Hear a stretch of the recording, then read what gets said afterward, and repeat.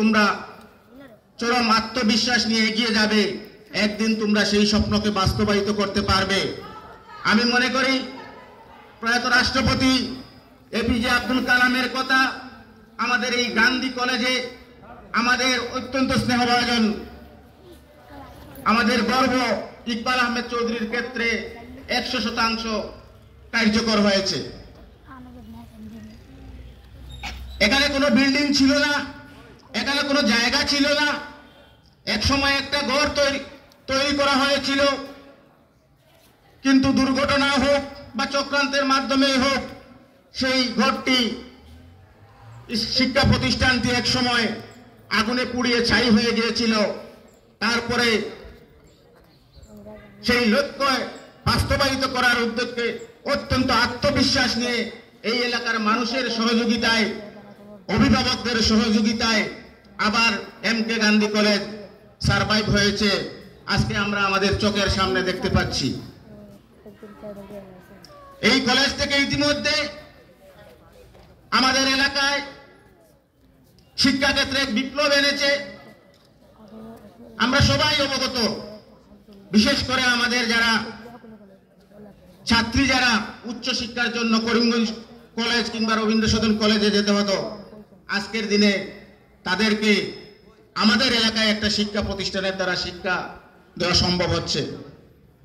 এই কলেজ থেকে ইতিমধ্যে এসিএস পর্যায়ের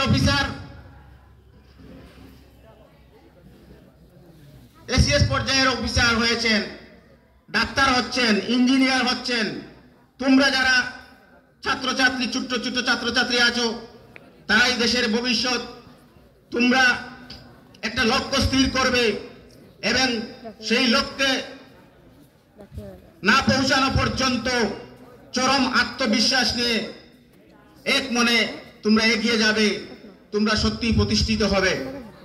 যাই হোক, দুঃখজনক হলেও আমি আজকে বলতে বাধ্য হচ্ছি, ইতিপূর্বে অ্যাডভোকেট কবির আহমেদ চৌধুরী বলেছেন, আমরা প্রত্যেকেরই এই সমাজের প্রতি কিছু না কিছু দায়িত্ব রয়েছে। আমরা যার যার সামর্থ্য অনুযায়ী যে যে জায়গায় আছি, সেই জায়গা থেকে এই সমাজকে কিছু দেওয়ার জন্য যদি আমরা চিন্তা না করে, কে কি করলো তার সহযোগিতা না করে, সংকীর্ণ মনের মাধ্যমে যদি এ ধরনের একটা শিক্ষা প্রতিষ্ঠানের বিরুদ্ধে, এ ধরনের একজন সফল ব্যক্তির বিরুদ্ধে যদি যার সমাজের প্রতি অনস্বীকার্য অবদান রয়েছে, তার প্রতি যদি আমরা লেগে যাই, কিছু না জেনে না বুঝে চক্রান্তকারীদের সঙ্গে যদি সহযোগিতা করি, তাহলে সমাজ কোনোদিন তোমাদেরকে ক্ষমা করবে না। তাই এই মঞ্চ থেকে তাদেরকে আহ্বান জানাচ্ছি, আমাদের গর্ব, এই এলাকার গর্ব, আমাদের গ্রামের গর্ব ইকবাল আহমেদ চৌধুরীর সাথে আমরা আছি। যতই চক্রান্ত আসুক না কেন, এই শিক্ষা প্রতিষ্ঠানকে এগিয়ে নিয়ে যেতে আমরা সর্বদাই ওনার সঙ্গে আছি। এবং এলাকাবাসী যারা সচেতন সুধী নাগরিকবৃন্দ রয়েছেন, তাদের প্রতিও আহ্বান করছি, আপনারা সময়ে সময়ে এই কলেজের প্রতি সহযোগিতায় এগিয়ে আসুন। এই সহযোগিতা মাধ্যমে এখানে যদি একটা পূর্ণাঙ্গ কলেজ স্থাপিত হয়, আমাদের এলাকার লাভ হবে। শুধু শুধু সমালোচনা করে বিভিন্ন চক্রান্তে মাধ্যমে প্রতিপন্ন করা থেকে বিরত থেকে এই কলেজকে এগিয়ে নিয়ে আসুন। ভবিষ্যৎ প্রজন্ম আমাদেরকে মনে রাখবে, ভবিষ্যতে আরো যারা প্রজন্ম আসবে, তাদের উচ্চ শিক্ষার একটা প্রতিষ্ঠান প্রতিষ্ঠিত হলে আমাদের সমাজেরই লাভ হবে।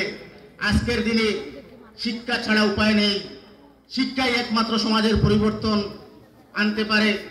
তাই আমার বক্তব্য আর দীর্ঘায়িত না করে এই কলেজের উত্তর শ্রীবৃদ্ধি কামনা করে এবং সর্বপ্রকার সহযোগিতা কামনা করে সবাইকে পুনরায় ধন্যবাদ জ্ঞাপন করে আমার বক্তব্য শেষ করলাম।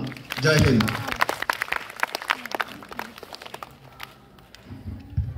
ধন্যবাদ জনাব ইশফাক আহমেদ চৌধুরী সাহেব।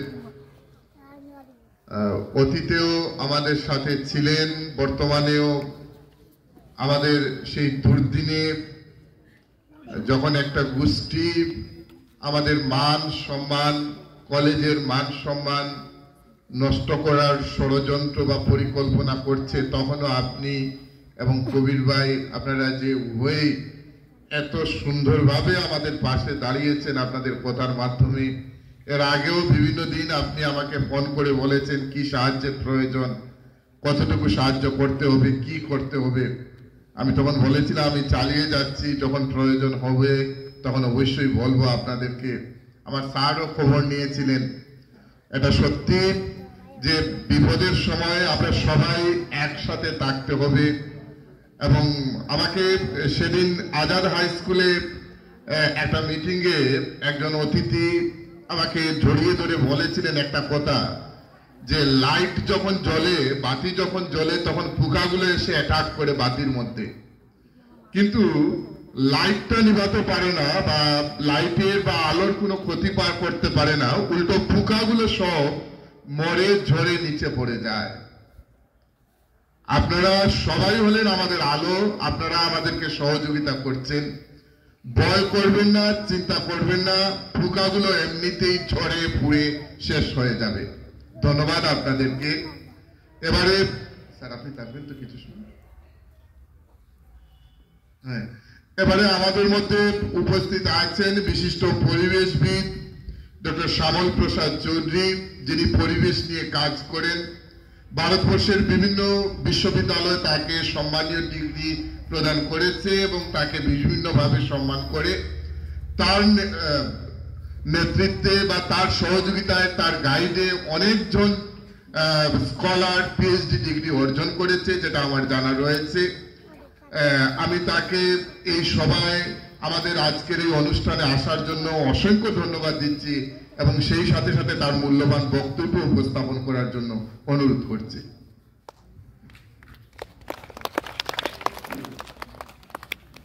মঞ্চে উপবিষ্ট ইশাক আহমেদ চৌধুরী, মঞ্চে উপবিষ্ট শহীদুর রহমান চৌধুরী, উপবিষ্ট এম.কে. গান্ধী কলেজের প্রধান অধ্যক্ষ ইকবাল আহমেদ চৌধুরী। আমি খুবই আপ্লুত যে আজকের এই অ্যানুয়াল ফেস্টিভ্যালে আসতে পারায়। ইকবাল আহমেদ চৌধুরী আমাকে বলেছেন, ফোন করেছেন, আমি আর যাওয়ার কথা ছিল শিলচর, আমি সেটা বাদ দিয়ে আমি এখানে এসেছি। এই অ্যানুয়াল ফেস্টিভ্যাল আজকে আমি উপস্থিত থাকতে পেরে সত্যি আনন্দ অনুভব করছি। এম.কে. গান্ধী কলেজ এই প্রত্যন্ত এলাকায়, ফকিরাবাজারের মতো একটা প্রত্যন্ত এলাকায় দীর্ঘ সংগ্রামের পর ইকবাল আহমেদ চৌধুরী যেভাবে কলেজকে এগিয়ে নিয়ে যাচ্ছেন, যে কোনো মহৎ কাজের পিছনে, কিছু ঘটনা আমি শুনেছি, যে কোনো মহৎ কাজের পিছনে যখনই আমরা উত্তরণের পথে যাব, এগিয়ে যাব, তখন একটি সম্প্রদায় থাকে, কিছু মানুষ থাকে, ওই কাজে বাধা দেবার চেষ্টা করবে। স্যার এই কথাই বলেছেন যে আলোর সামনে এই যে কীট পতঙ্গ যারা ওনার বিরুদ্ধে বা বিরুদ্ধাচরণ করতে যাচ্ছেন, ওরা টিকে থাকতে পারবে না, ওরা পতঙ্গ কীটের মতো ধ্বংস হয়ে যাবে। ইকবাল আহমেদ চৌধুরী আমি দীর্ঘদিন ধরে দেখে যাচ্ছি যেভাবে কলেজকে এগিয়ে নিয়ে যাচ্ছেন। এই এলাকা, এই প্রত্যন্ত এলাকার এখানে যারা অভিভাবকরা আছেন, এখানে যারা শিক্ষক শিক্ষিকারা আছেন, এখানে যারা শিক্ষাদানে নিয়োজিত করছেন, তাদের উদ্দেশ্য আমি বলবো যে, এবং আমি দেখছি যে এই কলেজ থেকে যেভাবে শিক্ষা প্রদান করা হয়, যেভাবে পঠন প্রণালী চলছে, আমি 2 বছর আগে বোধহয় এসেছিলাম, আমি দেখেছি তার অক্লান্ত পরিশ্রম করে ক্লাসগুলিকে পঠন পাঠন প্রণালী যাতে সুষ্ঠুভাবে পরিচালিত হয়, এই প্রচেষ্টা তিনি চালিয়ে যাচ্ছেন। এবং আমার তখন স্যারের সঙ্গে কথা হয়েছিল, ইকবাল আহমেদ চৌধুরী স্যারের সঙ্গে কথা হয়েছিল যে এখানে সায়েন্স কলেজটা করা যায় কিনা। যদি উনি আমাকে বলেছেন যে হয়তো আমরা আগামীতে একটা বিজ্ঞান বিভাগও শুরু করব, তো আশা করি 5-6 বছরের মধ্যে হয়তো বিজ্ঞান বিভাগও শুরু হয়ে যেতে পারে। তো এই কলেজ আরও উত্তরণের দিকে এগিয়ে যাক এবং MK গান্ধী কলেজ থেকেই যেভাবে স্যার এগিয়ে নিয়ে যাচ্ছেন, এখান থেকে অনেক ডাক্তার, ইঞ্জিনিয়ার এবং বিজ্ঞানী বেরিয়ে আসবে। আর একটা কথা বলছি, ছাত্রছাত্রীরা এখন যে ট্রেডিশনাল লার্নিং যেটা হয়ে গেছে, কবির আহমেদ চৌধুরী সাহেব বলেছেন, এই যে ট্রেডিশনাল লার্নিং কিন্তু আমাদের আগামী প্রজন্মকে ধ্বংসের পথে নিয়ে যাচ্ছে। আমরা ই লার্নিং মানে আমি অনেকেই দেখছি যারা শিক্ষকতার সঙ্গে জড়িত, অনেক শিক্ষকেরা শুধু মোবাইলের ই লার্নিংয়ের উপরে নির্ভর করে নোট লিখে দিয়ে দেন। আমি ছাত্রছাত্রীদের বলছি, এগুলি থেকে তোমরা দূরে সরে থাকো। প্রয়োজন আছে, কারণ আর্টিফিশিয়াল ইন্টেলিজেন্স ই লার্নিং এর প্রয়োজন আছে, অনেক প্রয়োজন আছে, কিন্তু অনেকাংশে দেখবে যে শিক্ষকের সহায়তা ছাড়া যদি আমরা এই আর্টিফিশিয়াল লার্নিং এর দিকে যাই, তাহলে কিন্তু আমরা এগিয়ে যেতে পারবো না। আমাদের যে ক্রিয়েটিভ থিঙ্কিং, যা দিয়ে আমাদের ইন্টেলিজেন্স কোশ্চেন বাড়াবো, আইকিউ বাড়াবো, এই আইকিউ বাড়াতে পারবো না। শুধু যদি আমরা মোবাইলের উপর নির্ভর করি, আমাদের পঠন পাঠন শুধু যদি ই লার্নিং এর উপর নির্ভর করি,